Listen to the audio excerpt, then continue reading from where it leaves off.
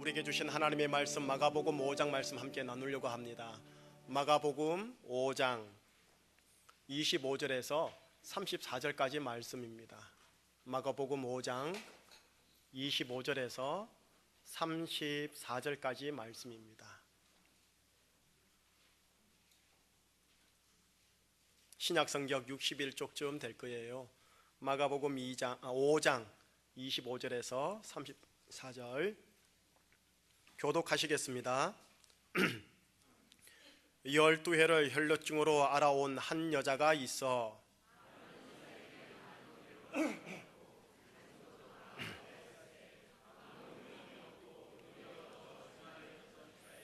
예수의 소문을 듣고 무리 가운데 끼어 뒤로 와서 그의 옷에 손을 대니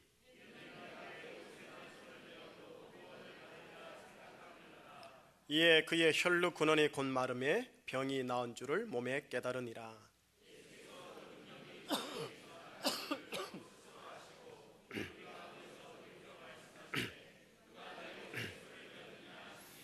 제자들이 여짜오되 무리가 애워싸 미는 것을 보시며 누가 내게 손을 대었느냐 물으시나이까 하되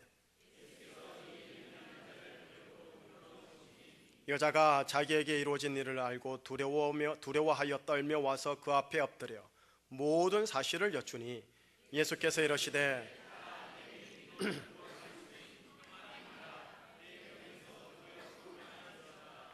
아멘. 예수님의 은혜를 바라보는 게 내가 취할 믿음입니다 라는 제목으로 함께 나눌게요. 한번 따라할까요? 예수님의 은혜를 바라봅시다. 네. 지금 저는 여러분들 저 바라보고 있는 거죠? 예. 그러나 저를 보시면서 영의 눈, 믿음의 눈으로는 무엇을 바라봐야 한다고요? 예수님의 은혜를 바라봐야 합니다. 목사님, 제가 보면 믿겠습니다. 세상은 이렇게 말하지요. 만약 내가 그것을 보거나 느낄 수 있다면 기적이 여기 있다는 걸 믿을게요, 목사님. 예. 뭐 일견 이해가 됩니다. 저도 조금 이해가 되고요.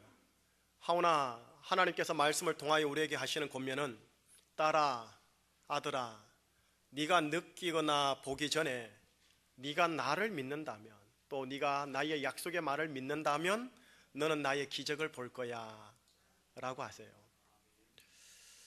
주님께서 그 옛날 물고기 2마리하고 보리떡 5개로 오병이어 기적 사건으로 5,000명을 먹였었습니다.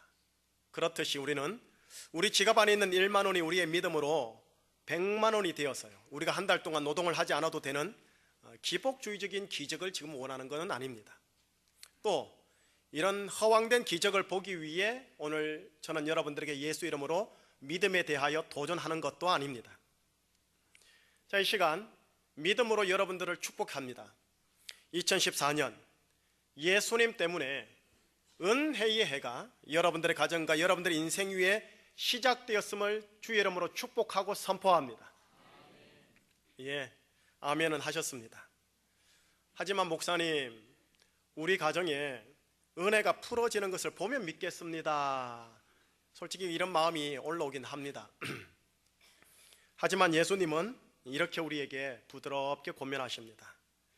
지금 당장 은혜를 보거나 느낄 수 없다 하더라도 너희의 한 해 2014년 이 한 해에 은혜의 해가 시작되었다고 믿기만 하면, 그리고 혹여나 너희의 현실 중 은혜와 반대되는 현상 속에서도 이 고백을 믿음으로 계속 선포만 한다면 너는 나의 은혜의 기적을 볼 것이다 라고요. 예수님께서 십자가의 길을 가시기 위하여 공생애를 본격적으로 시작할 때 나사렛 회당에서 이사야서 61장 1절 2절을 본문을 가지고 펼쳐놓고 본문을 선포하시면서 내 인생, 곧 예수님의 거룩한 운명, 데스티니가 어떻게 풀어지는지를 얘기를 한 부분이 있어요. 그 말씀 함께 보려고 합니다. 자막을 한번 보세요. 함께 읽어보겠습니다. 시작. 주의 성령이 내게 임하셨으니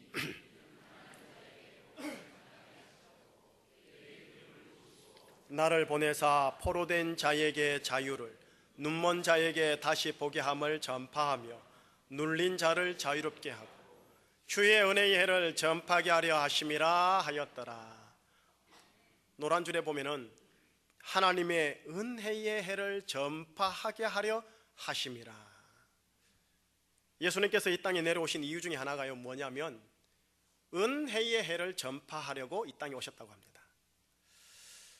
이 말씀을 인용하시고 나서 예수님께서요 무엇이라고 했는지 실은 이 다음 구절에 연이어서 한번 보도록 하겠습니다. 20절 21절입니다 시작.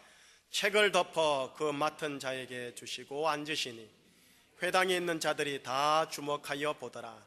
이에 예수께서 그들에게 말씀하시되 이 글이 오늘 너희 귀에 응하였느니라 하시니, 회당에 있는 모든 성도들이 예수님을 바라보고 있습니다. 그리고 그 바라보는 그들을 향하여 예수님은 선포합니다. 이 예언의 말씀이 오늘날 너희 귀에 응하였느니라. 예수님의 피값으로 속량받은 성도 여러분, 저를 바라보고 있는 여러분들의 그 눈을 모두 모아서요 예수님을 바라보도록 돕고 싶습니다. 그래서 예수님을 주목하시어 오늘 이 말씀 예수님의 음성을 들으시기를 바랍니다. 2014년 은혜의 해가 너희 인생 위에 응하였느니라. 예수님은 이 은혜의 해를 전파하기 위해 이 땅에 오셨고 십자가에서 보혈을 흘리셨기에 여러분 기억하세요. 은혜는 내 것입니다. 은혜는 우리 가정의 몫입니다. 예수님은 은혜의 해가 응하였다고 선포하였습니다. 자, 이제 남은 것이 있다면 이 선포된 예수님의 은혜의 말씀을 내가 꿀꺽 삼키고 먹고 마시는 믿음입니다. 우리 부부의 믿음, 우리 가정의 믿음, 우리 교회의 믿음입니다. 2014년 갑오년을 시작하고 음력으로 새로운 신년을 시작하는 이번 주간, 예수님의 은혜의 해가 내 인생과 가정 위에 응하였다라는 이 예수님의 선포를 믿음으로 받아들임으로써 이제 새롭게 다시 한번 이 음력을 맞이하여 새해를 시작했으면 좋겠습니다. 그리고 이 믿음으로 설 연휴 기간 예수님 안 믿는 혈육들을 만나러 가시길 바랍니다. 그리고 이 믿음으로 웃으시고 이 믿음으로 가정 대소사간의 일들과 심지어 제사 차리는 일까지 몸소 주님 이름으로 열심히 다하시기를 정말 주의 이름으로 축복합니다. 단, 형님, 제가 절하는 것만큼은 안 됩니다. 이 점은 형님과 가족들이 좀 양해해 주시기를 바라겠습니다 라고 온유하나 단호하게 신앙의 마지막 노선은 꼭 지키셔야 합니다. 그런데 목사님, 제가 그 정도의 강한 믿음이 있는 게 아니라서요. 전 믿음 강한 사람이 아니랍니다. 믿음 강한 사람, 우린 이 단어, 이 표현을 들으면 강하고 흔들리지 않는 굳은 의지가 있어서 어떤 역경이나 환난이 다가와도 꿈쩍도 안 하는 강인한 성격의 소유자, 곧 그 그리스도인을 의미한다고 생각합니다. 그래서 나와는 다른 부류의 사람이겠거니 하고 선을 그어버리지요. 믿음 강한 사람, 정말 그런 소수의 사람만이 자신의 강한 의지적인 믿음으로 주님의 은혜의 해에 축복을 받을 수 있는 걸까요? 만약 그렇다면 여기 우리 제주 충신교회 성도들은 과연 몇 퍼센트 정도가 이 믿음 강한 사람이 되어 주의 은혜의 해를 결실을 맺을 수 있을까요? 오늘 본문에 한 평범한 여인이 나옵니다. 평범하다 못해 심한 병으로 인해서 심신이 완전히 밑바닥으로 떨어진 12년간 고생한 한 여인이 나옵니다. 25절 26절 말씀을 읽으면서 여인을 확인해 보겠습니다. 시작. 12해를 혈류증으로 알아온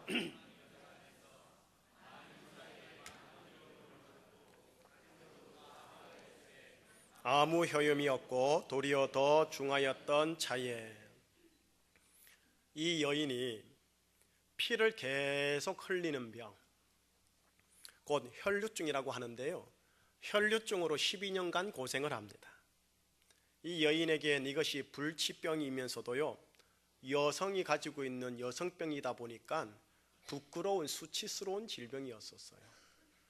용기를 내어 12년 전에 의사를 통해 치유도 시도했지만 도리어 그 질병으로 인해 모든 것을 잃습니다. 더 악화되는 인생이었지요. 그런 차제에 이 여인이 예수님에 대한 소문을 듣습니다. 그 소문 듣는 구절 27절 28절이에요. 함께 읽어볼게요. 예수의 소문을 듣고 무리 가운데 끼어 뒤로 와서 그 옷에 손을 대니 이는 내가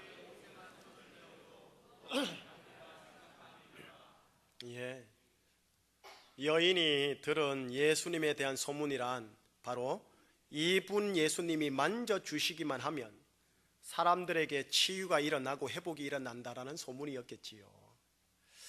예수님이 만지시는 곳과 사람에게는 은혜의 새로운 해가 시작된다라는 소문이었을 겁니다. 그래서 그 여인은 무리 가운데 끼어 예수님의 뒤편을 따라갑니다. 앞에 서서 예수님의 길을 탁 막아서 용기 있게 말할 처지와 능력은 못 되는 것 같고 해서 그냥 뒤를 따라가는 거지요. 따라가면서 아마 이렇게 생각했는지도 모르겠어요.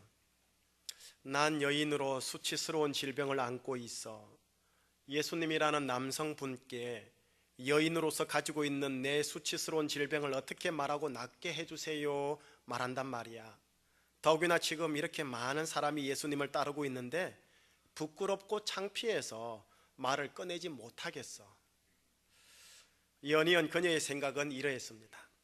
그래, 주님께 말씀드려 저를 만져주셔서 낫게 해주세요 할 정도의 용기는 없지만 이분 뒤에서 내가 손을 내밀어 그분 옷이라도 한번 만져봐야지. 그러면 구원과 치유를 받을지도 몰라. 그리고 나서 반신반의로 예수님 뒤편에서 옷자락을 살짝 만지지요. 그때 29절의 사건이 터졌습니다. 29절 함께 읽겠습니다. 이에 그의 혈류 근원이 병이 나은 줄을 몸에 깨달으니라. 동시에 예수님께서 갑자기 바삐 가시던 걸음을 멈추시곤 이리 치고 저리 치는 무리들과 함께 또 무리들과 제자들에게 돌이켜 말을 합니다. 그것이 30절 말씀입니다. 연이어 읽어보겠습니다. 예수께서 그 능력이 자기에게서 나간 줄을 곧 스스로 아시고 무리 가운데서 돌이켜 말씀하시되 누가 내 옷에 손을 대었느냐 하시니. 조금 예수님이 민감하게 반응하시는 것 같아요. 민감하게 말씀하시는 듯한 이 예수님의 모습에 도리어 제자들이 당혹스러워서 예수님께 대묻지요. 그게 31절입니다. 제자들이 여짜오되 무리가 애워싸 미는 것을 보시며 누가 내게 손을 대었느냐 물으시나이까 하되. 이런 겁니다. 아니 예수님, 지금 수많은 사람들이 예수님을 둘러싸서 가다 보니 많은 사람들이 예수님께 부딪히고 옷자락을 본의 아니게 건드리고 있는데 누가 내게 손을 대었느냐 물으시면 뭐 어떻게 하자는 겁니까? 뭐 이런 겁니다.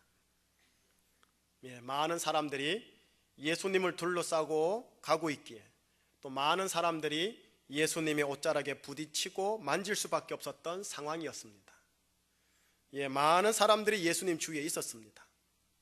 그리고 많은 사람들의 손이 예수님의 옷자락을 만졌었던 거예요. 그리고 만졌지만 아무런 일도 일어나지는 않았고요. 예수님의 은혜가 흘러가지 않았죠. 왜냐? 믿음으로 만진 것은 아니니까요. 그 무리들 가운데 딱 한 사람, 한 여인, 12년 동안 혈류병을 앓은 여인만이 오직 반신반의로 예수님의 옷자락에 손을 댑니다. 그랬더니 예수님의 치유의 은혜가 예수님의 의지와 상관없이 그냥 흘러가더라는 겁니다. 예수님의 만져주심이 있었던 것도 아닌데, 혹은 친히 따라 네가 나음을 입으리라 말씀해 주신 것도 아닌데, 예수님께서 가지고 계신 치유의 은혜가 예수님의 의지와는 상관없이 이 흘러가는 기이한 일이 발생한 거죠. 여러분 그거 아십니까? 사복음서를 보면 예수님의 치유와 은혜의 모든 능력들은요, 예수님께서 친히 원하시고 친히 허락하실 때 흘러갔고 풀려졌었어요. 그런데 오직 이 여인에게만 예수님의 은혜를 빼앗겼다라고 해도 무방할 정도로 예수님의 의지와 상관없이 흘러가는 일이 발생한 거예요. 예수님 앞에서 치유의 은혜를 받은 사람들은 다들 주님께 용기 있게 나와서 당돌하게 강인한 믿음으로 요청을 하였지요. 랍비요, 혹은 주여, 원하시면 저를 깨끗게 하실 수 있나이다. 그럴 때 예수님은 그 용기 있고 강한 믿음을 보시고 가상히 여기셔서 그런지, 그래, 내 딸아, 내 아들아, 내가 원하노니 네 믿음대로 깨끗게 될지어다 라고 축복해 주시면서 치유의 은혜가 흘러갔었지요. 이런 사람들과 오늘 이 여인을 비교해 볼 때 이 여인은 그렇게 강하고 용기 있는 믿음을 소유한 자가 아닙니다. 그가 아니죠. 그녀가 가진 수치스러운 여성의 질병으로 인해 용기 있게 믿음을 공개적으로 드러낼 수 있는 정황도 아니었어요. 그냥 치유를 받고 싶었으나 창피한 상황일 뿐입니다. 이 여인에게 예수님은 무슨 말씀을 하셨나 한번 볼까요? 마지막 구절 34절입니다. 함께 읽어보겠습니다. 시작. 예수께서 이르시되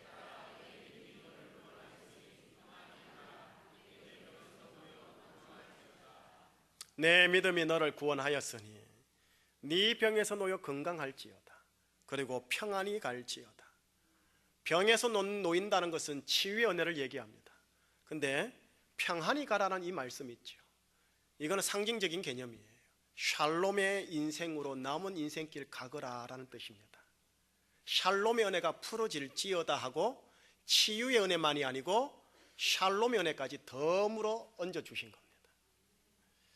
여러분, 한번 제가 여러분들께 물어볼게요. 대답은 안 하셔도 됩니다. 이 여인이 한 게 무엇이 있습니까? 어떤 강한 믿음의 행동을 보여주셨나요? 예수님께로부터 치유의 은혜를 얻기 위해 40일 금식기도 했나요? 아니죠.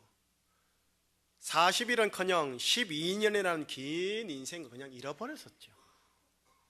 또는 예수님께로부터 치유의 은혜를 얻기만 한다면 헌금과 연보를 많이 하겠다고 굳게 작정했었나요?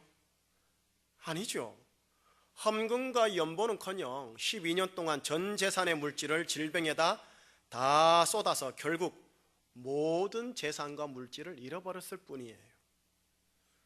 또는 예수님을 감동 먹게 할 거룩하고 종교적인 행실인 외적 조건을 충분히 수행하고 예수님 앞에 나왔나요? 아니에요. 피를 흘리는 병은 레위기 율법에 의하면 부정한 질병이 되어서요, 타인과 타인의 옷에 접촉해서는 안 되는, 거룩과 정결이라는 것과는 정반대되는 상황입니다. 그런데 이 여인이 치유의 축복과 은혜를 받은 거예요. 도대체 이 여인이 어떤 강한 믿음을 소유했길래? 이 여인에게는 종교적 행실과 실천의 강함이나 엄정하고 냉혹한 거룩함은 일체 없었습니다. 단지 이 여인이 다른 이들과 구별되는 행위가 있다면 오직 이 여인만 예수님의 옷자락을 만지되 예수님의 옷자락을 만지면서 치유의 은혜가 혹시 흘러올지 몰라 반신반의하면서 만졌다라는 것이 다를 뿐입니다. 그랬더니 아이고 웬걸 예수님의 은혜가 흘러오더라는 겁니다. 예수님이 선포하고자 했던 은혜의 해가 시작되어 그녀의 인생이 질병으로부터 치유받는 것만이 아니라 친히 주님의 육성을 통해 샬롬의 인생으로 오늘 내일의 인생이 풀어질지어다 하고 덤으로 축복까지 받아버려요. 여러분, 이것이 은혜입니다. 예수님이 핏값으로서 속량하신 여러분들에게 주고자 하는 게 이겁니다. 그래서 저는 은혜의 단비를 우리가 믿음으로 요청하자고 계속 요청하는 거예요. 이제 여러분들에게 다소 좀 율법적으로 한번 이런 질문을 던져보겠습니다. 여러분들은 예수님의 은혜를 받기에 무엇을 하고 있는 중이십니까? 40일 금식 기도는 아닐지라도 새벽 기도 나오고 있습니까? 성경 말씀 읽자고 마태복음과 히브리서 장수를 주보에 기록하면서 제가 권면하고 있는데 주중에 성경은 펼치기나 하고 있는 겁니까? 헌금과 연보는 힘에 지나도록 자원하는 심령으로 강하게 하고 계신 건 합니까? 율법에 의하면 부정한 행위인 주색 잡기, 음탕함, 나태함, 술에 빠지는 것, 노름하는 것, 폭력 이런 것들 혹시 잡혀 있지는 않습니까? 그런 여러분들이 2014년 은혜의 해가 여러분들에게 시작되었다고 축복하고 선포하는 게 이게 말이 됩니까? 이 무슨 기복주의 종교도 아니고 말이죠. 기독교가. 혹 위에 방금 말했던 종교적 행실과 실천을 한다 하더라도 그렇게 거룩하고 강한 믿음을 소유한 자이기는 한 겁니까, 여러분들이? 그런 분들이 우리 교회에 도대체 몇 %나 될까요? 결국은 이 은혜의 단비는 소수의 사람들만 받아가지고 자기들끼리 그냥 좋아하는 것으로 끝나야 되는 건가요? 여기까지가 율법에 근거한 질문입니다. 이 여인의 사건이 복음서에 기록되어 있다는 것이 얼마나 감사한지요. 우리를 위한 하나님의 배려요, 예수님의 은혜입니다.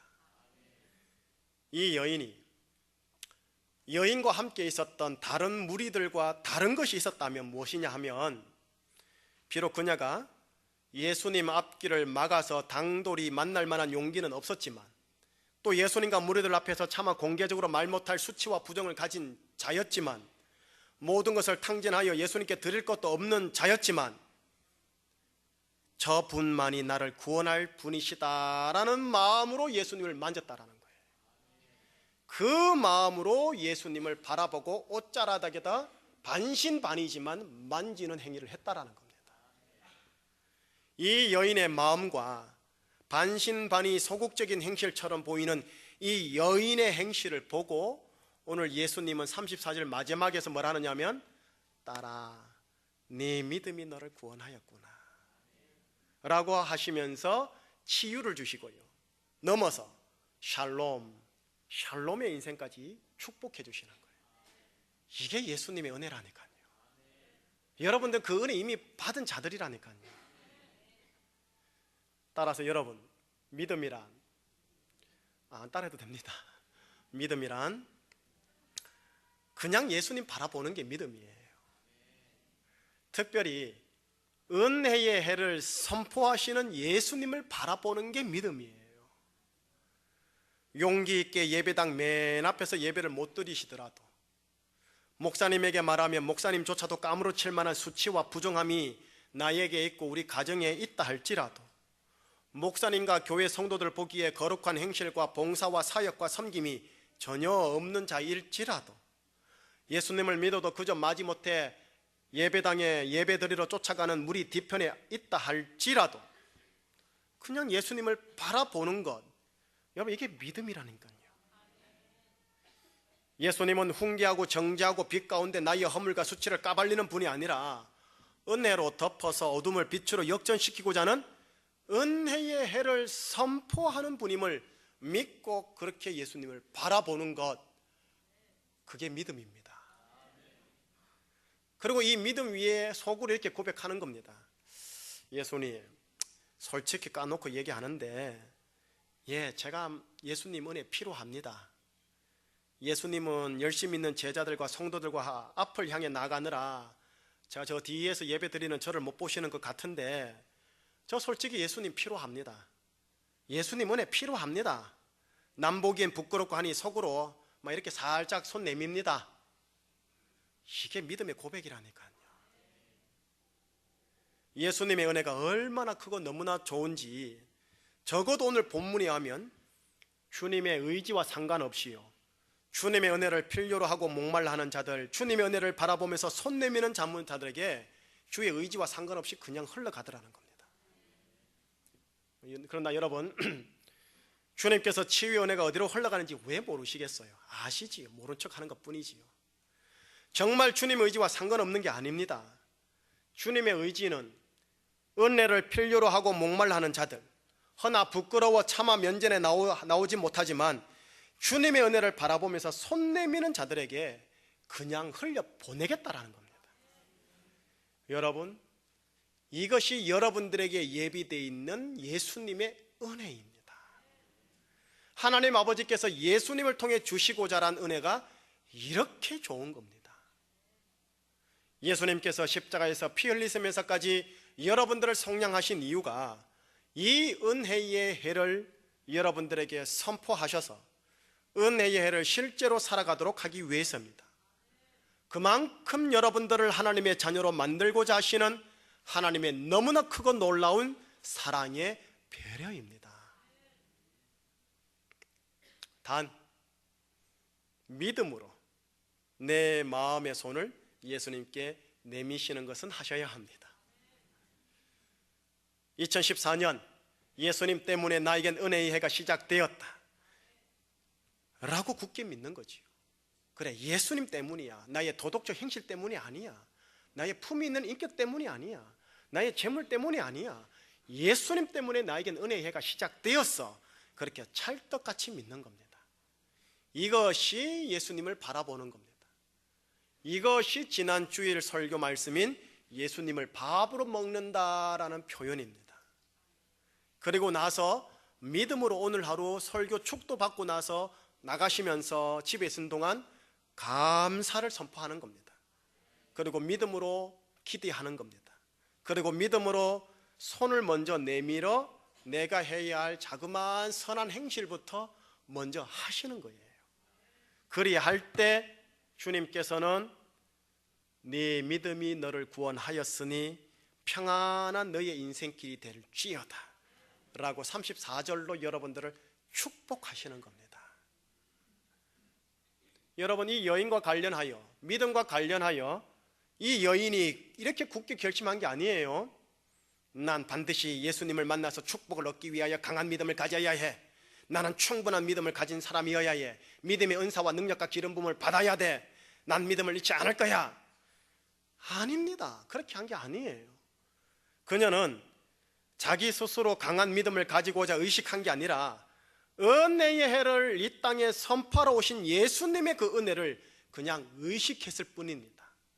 그 의식에 따라 손을 반신반의하면서 내민 것 뿐이고요.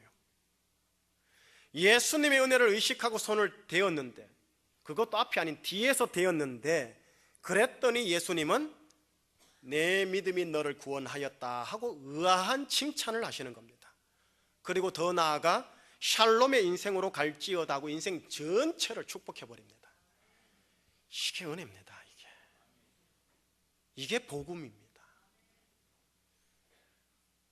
이 예수님의 은혜를 바라보는 게 오늘 내가 취해야 할 믿음입니다. 예수님의 은혜가 임하여 우리 안에서 왕노릇하기만 하면 내 영혼 구원받아 천당 가는 것, 그것만이 되는 게 아니라 지금 이 땅 내 인생을 향하신 하나님의 약속의 축복들이 그대로 하나씩 때가 되어 풀어지고 묶여집니다. 예수님의 은혜가 우리 안에서 왕노릇하기 위해서는 딱 하나만 필요합니다. 믿음입니다. 믿음. 허나 이 믿음이라는 것도 나 스스로 만든 강인한 믿음을 말하는 게 아니라 그냥 예수님의 은혜를 의식하고 바라보면 그게 믿음인 겁니다. 예수님의 은혜를 바라본다는 것이 무엇이냐고요? 재차 설명드립니다. 2014년 예수님 때문에 은혜가 나에게 시작되었다, 이렇게 고백하는 것 자체가 예수님의 은혜를 바라보는 거고 예수님을 나의 밥으로 먹는 겁니다. 자, 한번 반신반의하면서 따라 하겠습니다. 2014년 예수님 때문에 은혜의 해가 나에게 시작되었다. 좀 길게 해볼게요. 2014년 예수님 때문에 은혜의 해가 나에게 시작되었다. 랄랄랄라. 예.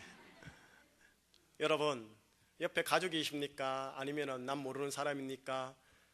다소곳하지만 쑥스럽겠지만 축복 좀 해주세요. 2014년 당신에게 예수님 때문에 은혜의 해가 시작되었습니다 하고 시작.